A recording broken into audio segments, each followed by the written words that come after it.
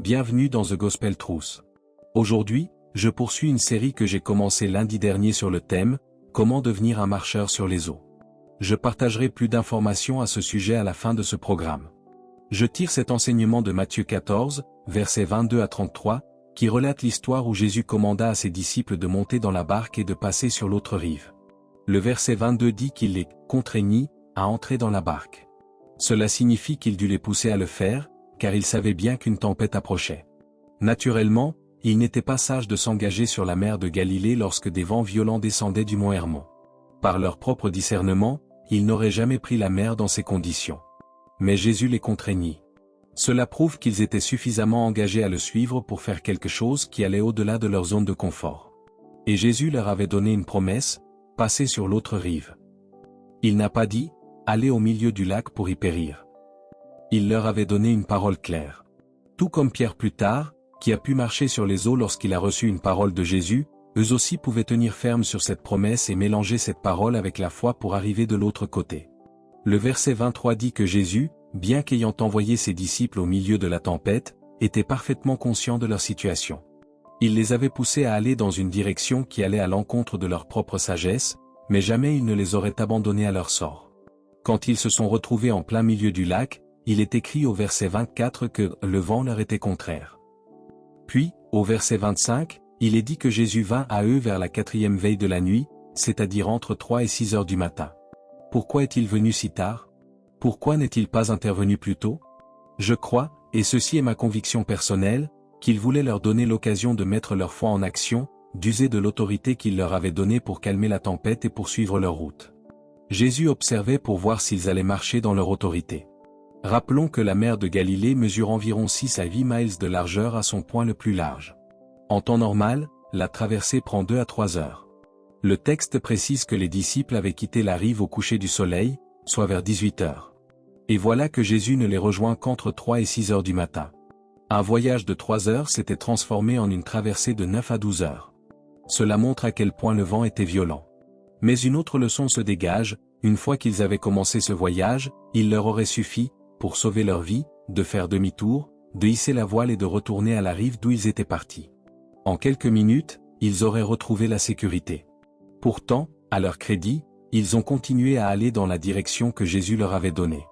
Cela nous enseigne que non seulement nous devons obéir à Dieu même lorsque cela défie notre sagesse naturelle, mais aussi que lorsque nous rencontrons une tempête en chemin, nous ne devons pas abandonner. Nous devons persévérer. Je me souviens, au début de mon ministère, vers 1973, le Seigneur m'avait dit clairement, donne tes enseignements gratuitement. Depuis, nous avons offert entre 100 et 200 millions de livres, de cassettes, de CD et de supports divers gratuitement, sans compter les millions de téléchargements mensuels depuis notre site internet. Ce fut une direction donnée par Dieu, mais croyez-moi, nous avons traversé des tempêtes. À certains moments, la situation financière semblait défier toute logique. Il aurait été si facile de reculer, de mettre la voile et de revenir sur la rive, en décidant d'arrêter de donner gratuitement. Mais j'ai pris une résolution, rester fidèle à ce que Dieu m'avait demandé. C'est la direction qu'il m'avait donnée, et j'ai choisi de la suivre malgré les vents contraires. Je ne critique pas ceux qui vendent leur support, chacun répond à son appel personnel devant le Seigneur, mais pour moi, c'était l'instruction divine. Et j'ai choisi de persévérer. C'est pour moi une chose non négociable. Récemment, nous avons traversé une période de difficultés financières. J'ai envoyé un petit courrier électronique à nos partenaires pour leur faire savoir que nous aurions bien besoin d'un soutien dans ce domaine. L'un des ministères auxquels je donne chaque mois $5 000 m'a répondu en m'envoyant une offrande, et ils ont ajouté ceci, si tu veux diminuer ou même interrompre ton offrande, c'est parfaitement compréhensible. Nous ne t'en tiendrons pas rigueur. Mais j'ai immédiatement répondu que ma semence serait la dernière chose que je couperais dans ma vie. Au contraire, lorsque nous avons traversé cette période, je n'ai pas diminué mes dons, j'ai intensifié ma semence. J'ai pris un petit livret que j'avais écrit sur la souveraineté de Dieu, et je l'ai envoyé en cadeau à près de 70 000 partenaires, sans rien demander en retour. Car lorsqu'une épreuve surgit, je ne fais pas demi-tour, je ne rebrousse pas chemin, j'augmente ma semence et je continue dans la direction que Dieu m'a donnée. Cela m'inspire profondément de voir que les disciples, alors qu'ils devaient accomplir un trajet de 3 heures, se sont retrouvés à lutter entre 9 et 12 heures à cause de la tempête, mais ils n'ont jamais tourné en arrière. Ils continuaient dans la direction que Jésus leur avait ordonnée. Si tu veux voir la puissance miraculeuse de Dieu se manifester dans ta vie, Il ne suffit pas de commencer, il faut persévérer, continuer jusqu'au bout. C'est exactement ce que Moïse a vécu. Après avoir eu une rencontre glorieuse avec Dieu, il retourne en Égypte avec le bâton de Dieu à la main. Mais les choses ne se sont pas arrangées immédiatement. Au contraire, elles se sont empirées. Pharaon a alourdi le fardeau des Israélites, leur demandant de fabriquer plus de briques tout en leur retirant la paille. Le peuple s'est même retourné contre Moïse. Ainsi, malgré l'appel puissant et la promesse de Dieu, les choses sont d'abord devenues plus difficiles avant de s'améliorer. Regarde aussi Élie, il annonce à Achab qu'il n'y aura ni pluie ni rosée, et Dieu le nourrit de manière surnaturelle. Pendant 3 ans et demi, il est soutenu par une veuve dont la farine et l'huile ne manquèrent pas, il fait descendre le feu du ciel, il renverse l'idolâtrie de Baal, il ressuscite même un enfant d'entre les morts. Et pourtant, au chapitre suivant, il fuit devant la menace de Jézabel, au point de supplier Dieu de le faire mourir. Mais Dieu l'a relevé, et Élie a finalement été enlevé au ciel sans passer par la mort. Malgré ses exploits, il a traversé de grandes adversités. Et cela se retrouve partout dans la parole. L'apôtre Paul lui-même dit, « Une porte grande et efficace m'a été ouverte », mais il ajoute aussitôt, « Et les adversaires sont nombreux », 1 Corinthiens 16 verset 9. Comprends ceci, les circonstances ne sont pas une boussole pour discerner la volonté de Dieu. Ce n'est pas parce que tout est facile que tu es dans le plan divin. Au contraire, bien souvent, si tout semble s'opposer à toi, c'est un signe que tu es au centre même de la volonté de Dieu. Paul en est un exemple frappant. Dans Actes 16, après avoir reçu la vision d'un homme de Macédoine qui lui disait « Viens à notre secours », il partit avec assurance, convaincu que Dieu l'avait envoyé là-bas. Et en effet, il y eut des fruits, Lydie se convertit, des vies furent transformées. Mais peu après, Paul fut battu, traîné en prison, les pieds et les mains dans les fers, au plus profond du cachot. Beaucoup auraient pensé, s'il souffre ainsi, c'est qu'il s'est trompé de route. Mais non, il était précisément là où Dieu voulait qu'il soit. Et c'est de ce lieu de souffrance qu'est sorti l'un des plus grands miracles, un tremblement de terre, les chaînes brisées, et la conversion du geôlier et de toute sa maison. Voilà pourquoi il est vital de comprendre que l'obéissance n'exclut pas l'adversité. Les disciples savaient qu'une tempête se levait. Jésus dut même les contraindre à monter dans la barque. Et leur traversée fut si rude qu'un trajet de 3 heures s'est transformé en une lutte interminable. Pourtant, ils continuaient à avancer dans l'ordre que le Seigneur leur avait donné. D'eux-mêmes, si tu veux voir le surnaturel, il ne suffit pas d'avoir reçu une parole de Dieu, il faut lui obéir et persévérer jusqu'au bout, même quand le vent s'oppose et que les vagues te submergent. Celui qui abandonne dès les premières résistances ne verra jamais la puissance divine éclater dans sa vie. Mais celui qui s'accroche à la parole, qui continue malgré l'adversité, celui-là verra la gloire de Dieu se manifester. Frères et sœurs, je vous le dis, c'est merveilleux, c'est puissant. C'est quelque chose que Dieu a profondément travaillé dans ma vie. Je ne prétends pas l'avoir accompli parfaitement, mais depuis 57 ans je marche dans la direction que Dieu m'a indiquée. J'ai rencontré beaucoup d'opposition, non seulement de l'extérieur, mais aussi à travers mes propres pensées et mes propres peurs. Pourtant, j'ai pris une décision ferme, que je réussisse ou que j'échoue, que je vive ou que je meure, je ne changerai pas de voie. Je ne reviendrai pas en arrière sur ce que Dieu m'a ordonné de faire. Et à cause de cette détermination, j'ai vu beaucoup de miracles. Oui, beaucoup de miracles. Pas seulement des miracles physiques, comme lorsque j'ai vu mon fils et ma femme ressuscités d'entre les morts, mais aussi des miracles financiers, et de nombreuses autres interventions divines. Et tout cela, en grande partie, simplement parce que je n'ai pas abandonné. Beaucoup de gens commencent bien. Peut-être même que Dieu leur a donné une vision et qu'ils se sont mis en marche dans la bonne direction. Mais quand les difficultés surviennent, ils abandonnent. Si vous abandonnez, vous ne connaîtrez jamais la puissance surnaturelle de Dieu. Ne renoncez pas. Jamais. Parce que si vous tenez bon et que vous n'abandonnez pas, tôt ou tard, vous remporterez la victoire. Dans Matthieu 14 verset 26, il est écrit, « Et quand les disciples le virent marcher sur la mer, ils furent troublés et dirent, « C'est un fantôme. » Et ils poussèrent des cris de frayeur. J'ai déjà parlé de ce passage, mais regardez bien. Les disciples priaient pour que Jésus vienne à leur secours, ils attendaient l'intervention divine. Pourtant, quand la réponse à leur prière arriva, ils ne purent pas y croire. Ils pensaient voir un esprit. Voilà une grande leçon, les miracles ne produisent pas la foi, c'est la foi qui produit les miracles. Souvenez-vous de la parabole du riche et de Lazare. Le riche, après être mort et tourmenté, demanda qu'on envoie Lazare prévenir ses frères. Mais Abraham répondit, « Ils ont Moïse et les prophètes. » Et le riche rétorqua, « Non, ils ne les écouteront pas.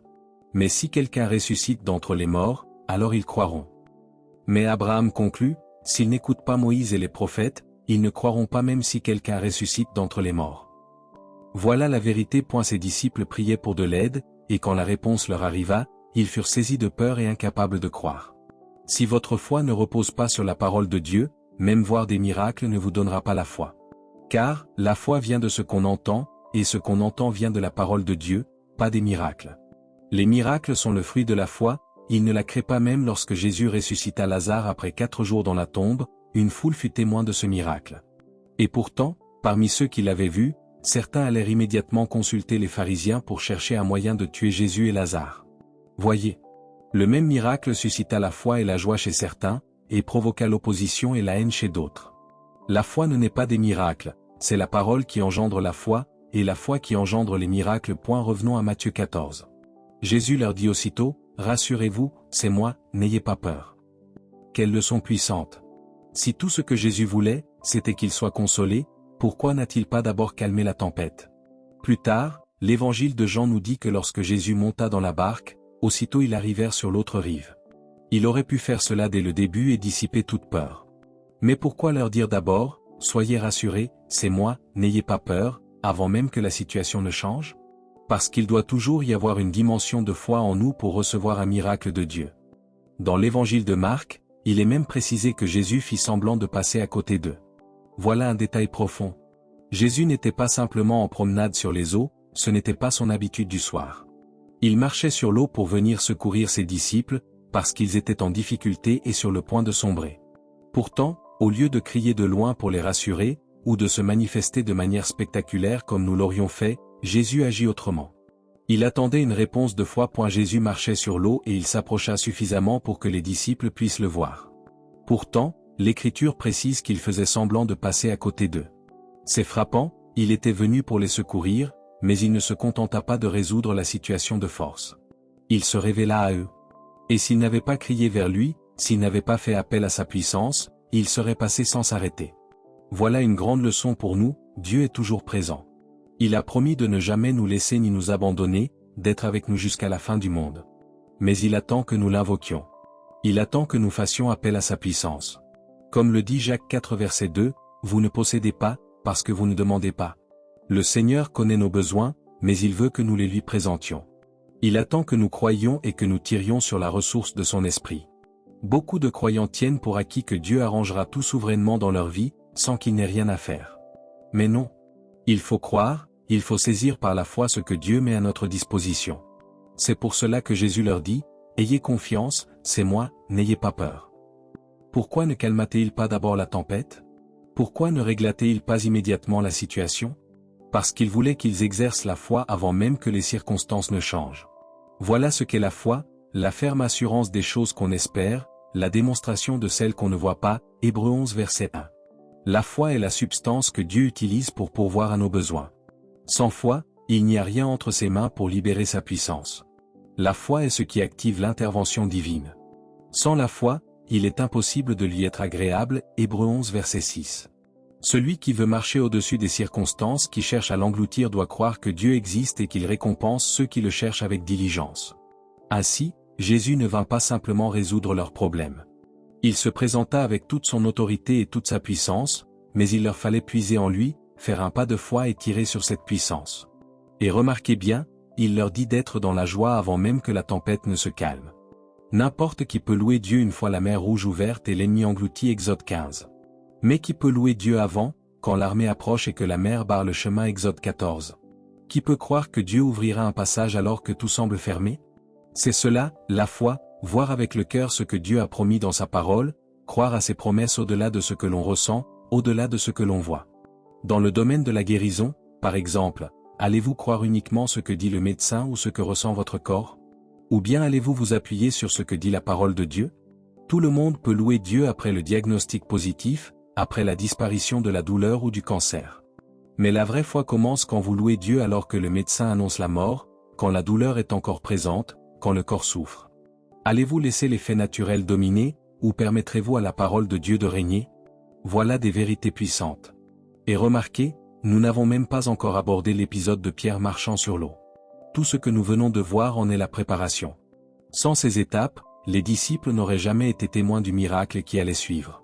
De même, Beaucoup veulent voir la puissance surnaturelle de Dieu, mais refusent de faire ce que Dieu leur dit lorsque cela contredit leur logique. Et même quand ils commencent, ils abandonnent au premier obstacle. Dès que la difficulté surgit, ils rebroussent chemin. Mais si vous n'appliquez pas ces principes, vous ne vous placerez jamais dans la position de recevoir un miracle. Si les disciples étaient restés de l'autre côté, sur la terre ferme, en sécurité, ils n'auraient jamais vu ce prodige de marcher sur l'eau.